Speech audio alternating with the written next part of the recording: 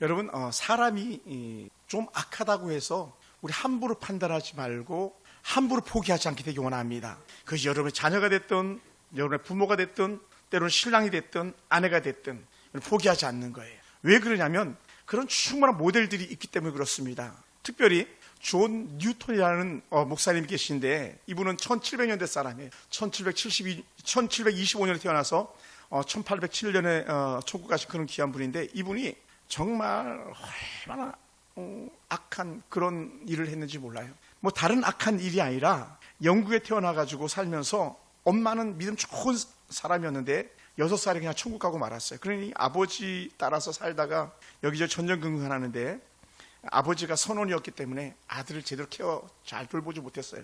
그래서 청년이 된 뉴턴은 방탕한 생활을 시작했고, 또 아버지 따라서 배에 전전하다가 어디까지 나가냐면 노예 무역에 직접적으로 종사하게 됩니다.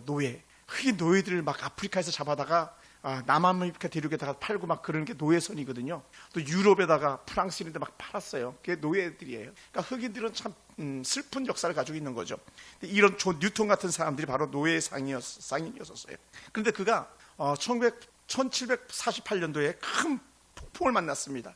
배가 침몰 직전까지 갔을 때에 뉴턴이 이렇게 기도합니다. 하나님 살려주세요. 한번 따라해볼까? 하나님 살려주세요. 살려달라 그러면 살려주신 하나님, 반면에 죽여달라 그러니까 죽여주시더라고요. 그러니까 죽여달라 그러지 마시고 살려달라 그러셔야 됩니다. 하나님 살려주세요. 그런 기도드립니다. 그래서 그는 그날을 자신의 영적 생일로 기념하기 시작했어요. 그리고 그 이후로 하나님의 은혜로 자신이 살았음을 고백하면서 나는 이제 주를 위해서 살기로 작정했다, 그런 고백을 합니다. 그리고 그가 노예 판매하던 그 무역을 그만두고 공부를 시작해서 신학생이 됩니다. 그리고 신학을 해가지고 위대한 큰 목사님이 돼요. 이분이 얼마나 위대한 하나님의 사람으로 쓰임받았냐면, 찬송가 중에서 이만큼 더 유명한 찬송가가 없을 만큼 유명한 찬송가가 있는데, 그게 뭐냐면 나 같은 죄인 살리신 주 은혜 놀라워요. 이거를 존 뉴턴이 썼다니까요. 자신의 처절한 죄를 고백하면서 그냥 얼마나 많은 사람들이 이 노래 부르다가 눈물 뿌렸겠습니까? 존 뉴턴이 그 가사를 쓰면서 하나님의 은혜를 고백했던 거예요. 나 같은 죄인 살리신 주 은혜 놀라워. 할렐루야. 그럼 이 찬양은요, 두고 많은 사람들에게 회작거리가 됐고 사람들이 칭송하는 그런 노래가 됐습니다. 이 찬송에는 뉴턴의 회개와 뉴턴이 하나님을 믿고 돌아온 것에 대한 구원의 감격과 하나님이 인도하시는 데에서 놀라운 걸 경험하면서 그가 고백을 했던 것이 바로 나 같은 죄인 살리신이었거든요. 그는 점점 나이를 먹어가면서 그가 시력도 잃고 몸도 가눌 수 없었을 때에 자신은 이런 고백을 했던 거예요. 나는 지독한 죄인이었습니다. 내 죄가 더 크게 느껴질 때마다 내 구주 예수의 은혜가 더 컸음을 느낍니다. 이런 신앙을 고백하는 거예요. 그러니까 오늘 우리가 이런 뉴턴의 아름다운 은혜 고백이 있었기 때문에 훗날에 그의 영향력을 따라서 노예 해방이라는 대역사까지도 선을 긋게 하는 그런 동기부여가 되지 않는가, 나름대로 생각해 보게 됩니다. 사랑하는 성도 여러분, 이런 뉴턴의 그 자신의 죄와 또 자신의 실패를 처절하게 회개했을 때 하나님은 그를 품어주시고 인생의 새로운 길을 걷게 하셨던 그런 분이라는 거죠.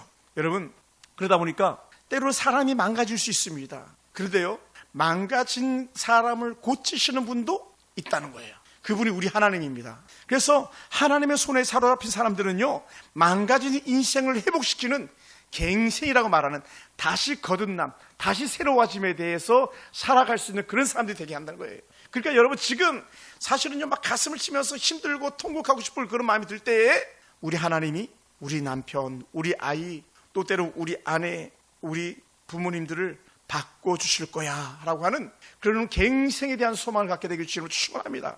할렐루야. 그래서 혼란해가 있게 되기 원해요.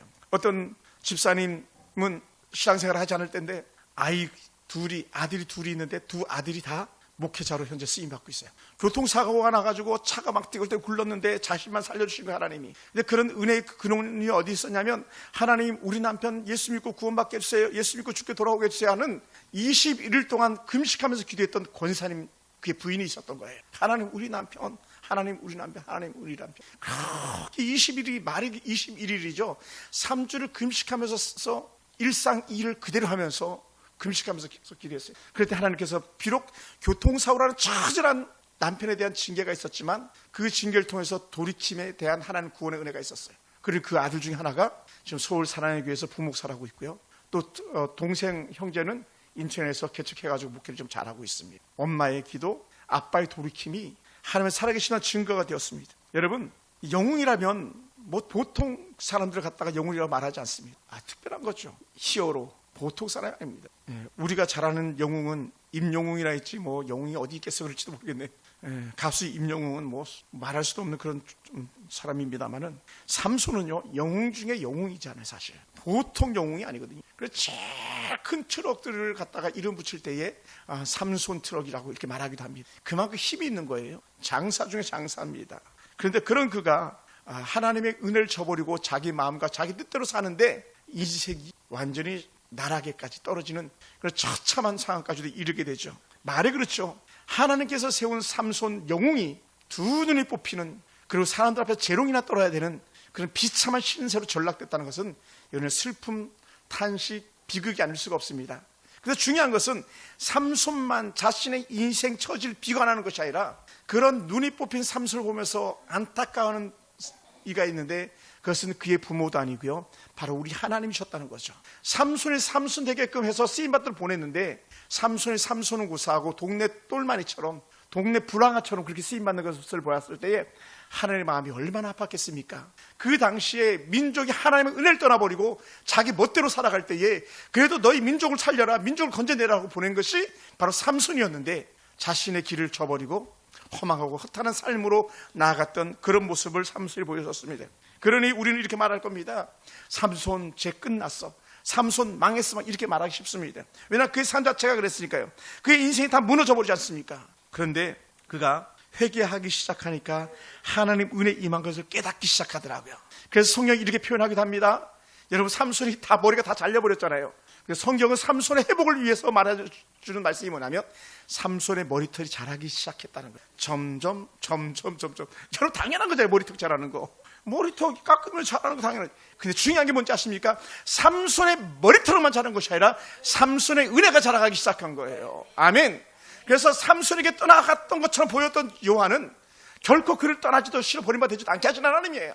그러니까 삼손에게서 다시 하나님 은혜가 몰려오기 시작하는 거예요. 점점 그가 깨닫기 시작하는 거예요. 아멘. 여러분, 존 뉴턴이 하나님 살려주세요 하는 순간에 뉴턴을 뉴턴되게 하신 하나님이 하나님 앞에서 두 손 들었던 삼손에게 하나님은 새롭게 일하시기를 시작하시는 거죠. 그것이 오늘 저 여러분 삶 가운데 여전히 있게 되길 원합니다. 그래서 삼손을 통해서 하나님 놀라운 은혜가 우리한테 다시 한번 새롭게 있게 되기를 원합니다. 할렐루야, 할렐루야.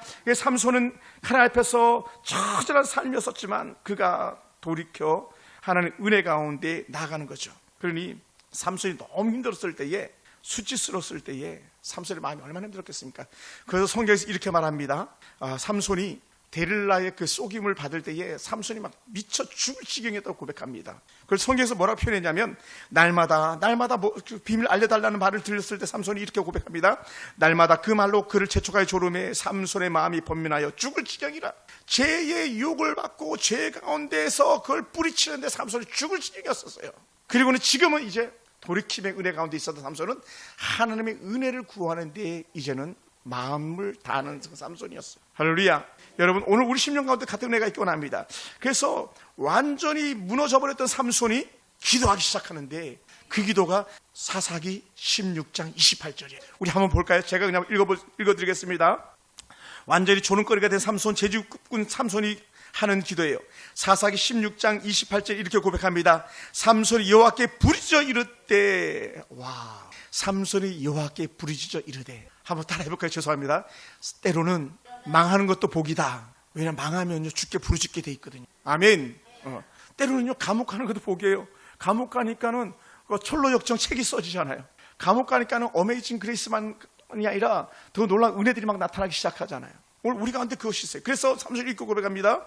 삼손이 여호와께 부르짖어 이르되 주 여호와여 구하옵나니, 내가 기도합니다. 나를 생각하옵소서. 자기를 생각해 달래. 삼손이 하나님 나 좀 생각해 주세요. 근데 중요한 게 뭐냐면요, 신명기 보면 여호와를 찾는 자에게 하나님께서 나타나 주시겠다 그랬거든요. 하나님을 생각하면 하나님이 나타나 주십니다. 또 이렇게 말합니다. 나를 생각하옵소서. 하나님이여 구하옵나니 이번만 나를 강하게 하사 나의 두 눈을 뺀 블레셋 사람에게 원수를 단번에 갖게 하옵소서.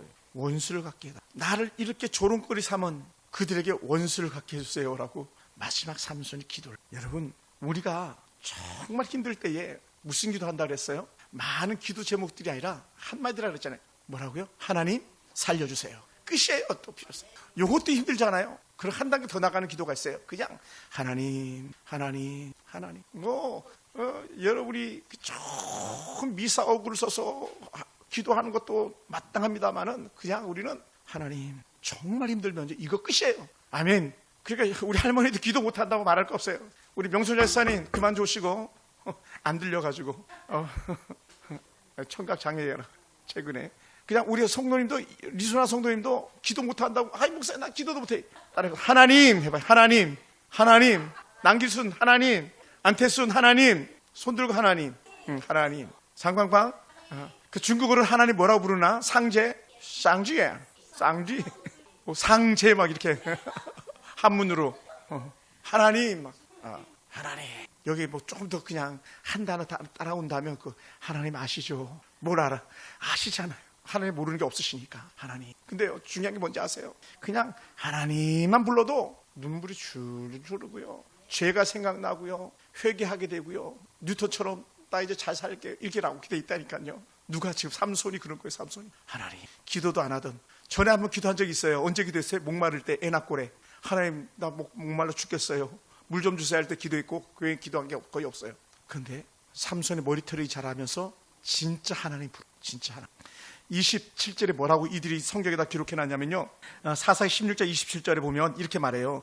그 집에 남녀가 가득하니 블레셋 모든 방백들도 거기에 있고 지붕에 있는 남녀도 3,000명가량이라 다 삼손이 죄를 주 부리는 것을 보더라. 지붕에만 3,000명 있었어요. 그러니 또 얼마나 많은 사람들이 삼손을 바라보면서 좋아했겠어요. 여긴요 단순히 삼손 하나 사로잡힌 게 문제가 아니고요. 삼손이 이 땅에서 영향을 이었을 때 삼손을 보낸 하나님이 조롱거리가 된 거예요. 삼손 조롱거리가 결국은 누구? 우리 하나님을 조롱거리를 삼았다. 그러니까 봐봐라. 너의 신이 할 수 있는 게 뭐냐? 이 삼손 어리석은 것을 아마 온갖 조롱을 다 했을 거예요. 예수님 십자가 달렸을 때 사람들 조롱했잖아요. 야 너가 하나님의 아들이었던 십자가에서 한번 내려와 봐라. 야 너가 남을 살리면서 왜 너 자신을 살리지 못하느냐. 막 삼손이 힘써봐 그랬을 거예요. 왜냐하면 눈은 뽑혔죠. 사로잡혀가지고 연장면들 돌리고 있죠. 뭐 그러니 얼마나 비극적이었겠어요. 그때 삼손이 하나님을 찾더라는 거죠. 할렐루야. 여러분, 그러니 우리는요, 우리가 함부로 판단하고 정죄하고 아유 저 사람은 안 돼, 저 사람은 안 돼 이렇게 얘기할 게 하나도 없어요. 왜냐하면 하나님은 못 고칠 질병만이 없는 것이 아니라 우리 하나님 못 고칠 사람도 없습니다. 아멘. 우리가 거기 너무 멀리 나가 있는 거예요. 우리 아이는 안 돼, 우리 남편은 안 돼, 막 또 우리 부족하지만 우리 교회는 안 돼. 예를 들어서 물론 우리 교회 그런 사람 없겠습니다만은 하나님이 하시면 된다는 거예요. 하나님. 근데 우리 하나님의 은혜를 제한해버리고 내 생각대로 살다가 눈은 뽑히고 내 생각대로 살다가 머리 잘리고 내 생각대로 살다가 팔, 다리 꽁꽁 묶여가지고 완전히 조롱거리가 되고 이렇게 해서는 안 되겠다라는 거죠. 사랑하는 성도 여러분, 때로는 우리의 마음이 완전히 절망적인 상황을 맞이할 수도 있습니다. 우리의 마음이 무너져가지고 도대체 회복될 것 같지 않은 그런 상황 속에 우리가 거닐 때도 있습니다. 저도 우리 교회 사역하면서 얼마나 많이 가끔 그런 것을 경험했는지 몰라요. 제가 오늘 조금 전에도 제가 들어갔다 그런 생각을 해본 거예요. 야 박영수 있었으면 좋았을 텐데, 박기숙 있었으면 좋았을 텐데, 박화수 있었으면 좋았을 텐데. 사실 그 세 명이 얼마나 귀한 사람들입니까? 그런 분도 계셨으면 우리 교회가 벌써 더 큰 은혜가 있었을 거예요. 물론 제가 부족해가지고 그런 아픔들이 있지만 그러니까 다 우리가 보면은 다 하나님의 은혜인데 내 생각과 내 뜻과 내 주장 세우다가 두 눈 뽑히고 머리 잘리고 광대 종로로 사는 그런 인생들이 되고 마는 거예요. 여러분 그럴 때도 우리는 꼭 잊지 않게 되기 원합니다. 하나님은 나를 떠나지 아니하신다. 아멘. 우리는 망할 수 있습니다. 우리는 가난할 수 있습니다. 우리는 병들 수 있습니다. 근데 우리 하나님은 우리를 떠나지 않는다. 할렐루야. 그게 기회예요. 그러므로 하나님의 그 응답은요, 우리를 심판하시는 것이 아니라 우리를 기억하시고 우리를 살리시는 도구로 써준다. 할렐루야. 이전에 어느 기도원을 갔더니 저희 이제 앞서서 설교하시는 목사님 이런 설교를 하시더라고요. 여러분 솔로몬이 천국에 갔겠습니까? 솔로몬이 지옥에 간 것처럼 이렇게 막 설교를 하시더라고요. 제가 뭐 말은 못하죠. 뭐 설교인데 제가 한번 질문해 볼까요? 우리 똑똑한 김기숙 집사님, 솔로몬은 그 중국 선교사는 어떻게 생각하나 한번 여쭤봅시다. 중국 선교사님, 솔로몬이 어떻게 됐을까요? 여러분, 솔로몬이 지옥에 갔으면요, 전도서 아가서가 없는 거예요. 잠언이 없는 거예요. 잠언의 전체를 깨뜨려 보세요. 다 하나님의 영광을 노래하는 거잖아요. 솔로몬은요, 예수님의 모델이에요. 지혜자의 모델이 예수님이잖아요. 예수의 모델을 솔로몬으로 보냈는데 그 솔로몬이 하나님의 자녀지. 그러니까 쓸데없는 것 가지고 우리가 거기에 막 꽂히면 안 되는 거예요. 아멘. 그러면 질문해 보는 거예요. 그럼 삼손은 이렇게 말하면 볼 것도 없는 거예요. 삼손이 천국에 안 갔으면 히브리서 13장에 11장에 나오질 않죠. 삼손이 실패하고 조롱거리가 됐어도 하나님 은혜 가운데 돌이킴이 있었기 때문에, 또 하나님께 그를 택했기 때문에 그를 버리지 않는 거예요. 아멘. 그래서 뭐라고 말합니까? 하나님은 우리를 실어 버림받지 않게 하시라 그랬잖아요. 나도 안 버려. 여러분들이 버리니까 문제지 우리 안 버려요. 부모가 자식을 어떻게 버립니까? 자식이 부모를 버릴 수는 있어도 안 버립니다. 아무리 모자라도. 저는요, 여러분들이 맨날 사고 친다 해도요, 저는 여러분 안 버립니다. 왜요? 제 양들이거든요. 어쨌든 주님 부르실 때까지는 여러분 제 양이잖아요. 오만 난리를 다 쳐보세요. 내가 여러분들 싫어하시나 쫓아내나. 저는 절대로 그러지 않습니다. 왜요? 하나님은 그러지 않으셨으니까요. 우리 하나님은 사랑과 긍휼과 자비에 풍성하신 하나님이시거든요. 그래 뉴턴을 돌이키게 하시고 어메이징 그레이스, 나 같은 죄인 살리신 이 찬양을 부르게 하신 것처럼 오늘 저희 여러분 삶 속에 그런 은혜가 있길 주님을 축원합니다. 그래서 삼손이 기도했잖아요. 하나님 한 번만 더 나를 강하게 하시라고, 한 번만 나를 기억해 주시라고. 이 삼손의 기도. 나를 생각하옵소서. 하나님이여 구하옵나니 이번만 나를 강하게 하사 두 눈을 뺀 블레셋 사람들에게 원수를 갖게 하시옵소서. 저는 이걸 이렇게 재해석해 봅니다. 이걸 이제 설교자들 비튼다 그러는데 이 본문을 비틀어 가지고 말하는 거예요. 하나님, 내가요 하나님을 욕대하는 저들에게 하나님 살아계심을 드러나게 해주시옵소서. 어디에서? 그 신전에서, 블레셋의 신전에서, 이 신전에서 하나님 살아계심을 보게 하시옵소서. 성경이 양이 적어서 그렇지 막 써놨으면 엄청나게 써놨을 거예요. 삼손이 기도한 걸 갖다가. 오늘 그렇게 삼손이 기도했거든요. 그리고는 29절에 보면요, 삼손이 집을 버틴 두 기둥 가운데 하나는 왼손으로 하나는 오른손으로 껴 의지하고, 삼손이 이르되 블레셋과 함께 죽기를 원하노라 하고 힘을 다하여 몸을 굽히매 그 집이 곧 무너져 그 안에 있는 모든 방백과 온 백성이 덮이니 삼손이 죽을 때 죽인 자가 살았을 때 죽인 자보다 더욱 많았더라. 다른 말로 하면 이거예요. 이스라엘의 원수를 갚았더라. 단순히 삼손의 자신의 원수를 갚은 게 아니라 이스라엘의 원수를 갚는 거예요. 한번 따라 합시다. 이름값 했구나. 이름값 했구나. 한 번 더 합시다. 직분값 했구나.